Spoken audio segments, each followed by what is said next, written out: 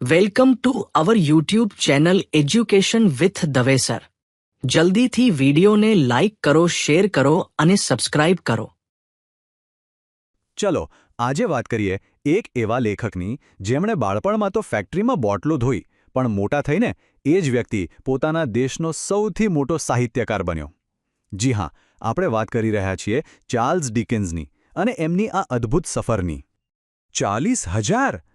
આ આંકડો છે શું? શું એ ડિકન્સની સંપત્તિ હતી કે પછી એમણે લખેલા શબ્દોની ગણતરી? ના, આ આંકડો તો એમની એ જબરદસ્ત સફળતાનું પ્રતીક છે જેણે એમને રાતોરાત સ્ટાર બનાવી દીધા. ચાલો આ રહસ્ય પરથી પડદો ઉઠાવીએ. તો એ 40,000નો આંકડો છે ને, એ હતો ડિકન્સનો સાહિત્ય જગતમાં થયેલો ધમાકેદાર પ્રવેશ.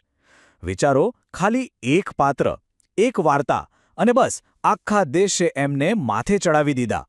એવી પ્રસિદ્ધિ મળી જેની કોઈએ કલ્પના પણ નહોતી કરી.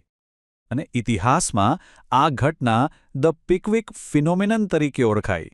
થયું એવું કે મિસ્ટર પિકવિકના પાત્રનો જાદુ લોકો પર એવો ચાલ્યો કે જે પેપરમાં એમની વાર્તાઓ છપાતી હતી એની દર અઠવાડિયે 40,000 કોપીઓ વેચાતી હતી.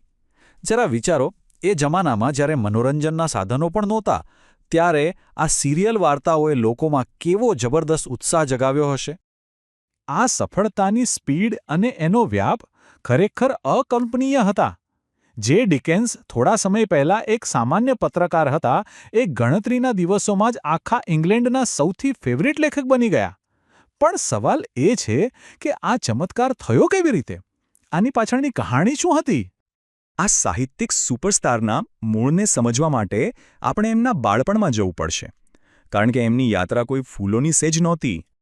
જો એમના જીવનમાં કેટલો મોટો તફાવત હતો.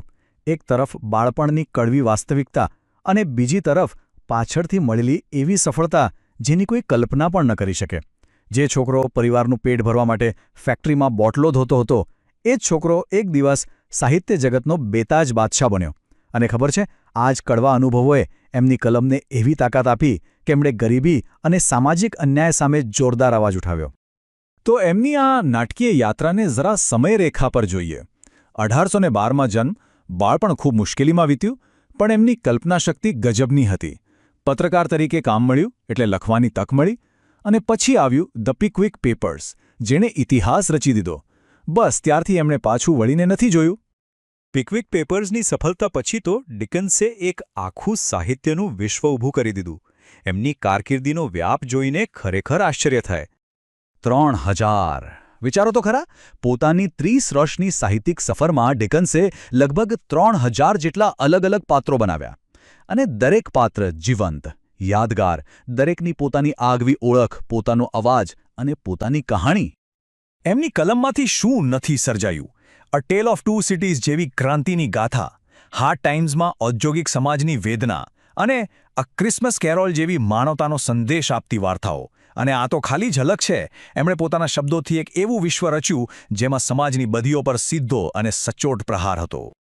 ચાલો હવે આપણે એમના જીવનના અંતિમ પડાવ અને એમના કામની જે કાયમી અસર રહી એના પર એક નજર કરીએ.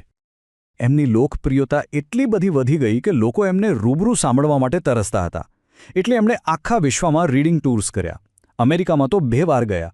કુલ મળીને 471 જેટલા નાટકીય વાચન કાર્યક્રમો કર્યા, જ્યાં એ જાતે જ પોતાના પાત્રોને જીવંત કરતા. અને લોકોને એ એટલું ગમ્યું કે પ્રતિસાદ જબરદસ્ત મળ્યો. પણ આ ખ્યાતિની એક મોટી કિંમત ચૂકવવી પડી. સતત કામ, સતત પ્રવાસો, આ બધાના ભારે પરિશ્રમને કારણે એમનું સ્વાસ્થ્ય ધીમે ધીમે બગડતું ગયું. અને છેવટે 1870માં એક સ્ટ્રોકના કારણે એમનું અકાળે અવસાન થયું. એમના જીવનનો તો અંત આવ્યો, પણ એમના પ્રભાવનો નહીં. એમનો વારસો કેટલો મોટો છે એ સમજવા માટે ધ લંડન ટાઇમ્સના આ શબ્દો પૂરતા છે. એમને શ્રદ્ધાંજલિ આપતા લખાયું હતું કે જો કદાચ માનવજાતની બધી જ સિદ્ધિઓ નાશ પામે અને કોઈ ચમત્કારથી માત્ર ડિકન્સની નવલકથાઓ બચી જાય, તો એ આવનારી પેઢીઓ માટે આશાનું કિરણ બની રહેશે. આનાથી મોટી વાત શું હોઈ શકે?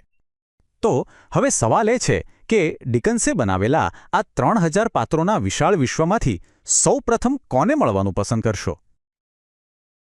પૂરો વિડિયો જોવા બદલ આપનો આભાર. જો આપને વિડિયો ગમ્યો હોય તો ચેનલને સબસ્ક્રાઇબ કરવાનું ભૂલતા નહીં, સાથે શેર કરવાનું પણ ભૂલતા નહીં. જો કોઈ વ્યક્તિ વિશેષ વિશે તમે જાણતા હોય તો જરૂર કોમેન્ટ કરજો, જેથી તેની માહિતી આપણી ફેમિલીને મળતી રહે. જો કોઈ મંતવ્ય હોય તો જરૂર જણાવવા વિનંતી. આભાર.